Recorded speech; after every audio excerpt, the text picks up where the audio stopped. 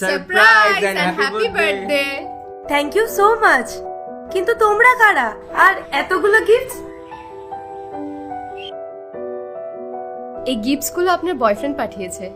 আমার বয়ফ্রেন্ড? এক মিনিট। Hello Rohan, thank you so much. কিন্তু কেন? তুমি যে আমাকে এতগুলো গিফটস পাঠিয়েছো তার জন্য।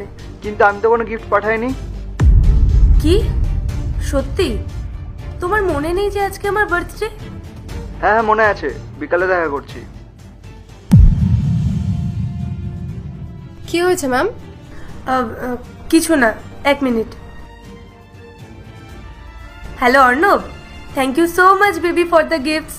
গিফট? কোন গিফট? তুমি আমার বার্থডের জন্য এতগুলো গিফটস পাঠিয়েছো না, সেই জন্য। আরে আমি কোনো গিফট পাঠাইনি, আমি তো যাচ্ছিলাম এখন গিফট কিনতে। বিকালে দেখা করছি তোমার সাথে।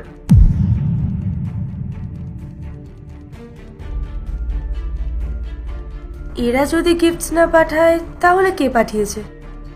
কি হলো ম্যাম, আপনি কি এই গিফটসগুলো নেবেন না? না না, নেব তো। বলো না গাইস, কে পাঠিয়েছে এই গিফটগুলো? কেন ম্যাম, আপনি জানেন না আপনার বয়ফ্রেন্ডকে? হ্যাঁ জানি তো।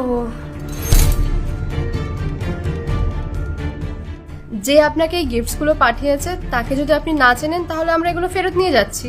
না না, ফেরত নিয়ে যেও না প্লিজ, বলো না কে পাঠিয়েছে। যে আপনাকে এই গিফটসগুলো পাঠিয়েছে সে আপনার পেছনেই দাঁড়িয়ে আছে। আমার পেছনে?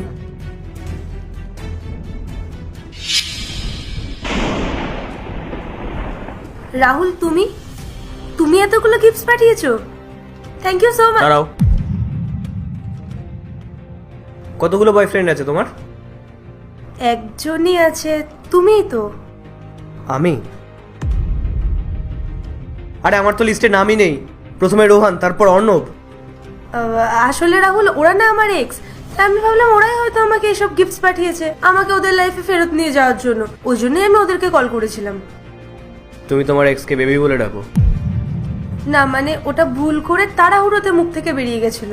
আমি তো শুধু ওদেরকে এটা বলার জন্যই ফোন করেছিলাম যে ওরা যদি আমাকে এসব গিফটস পাঠিয়ে থাকে তাহলে আমার ওদের থেকে কিচ্ছু লাগবে না।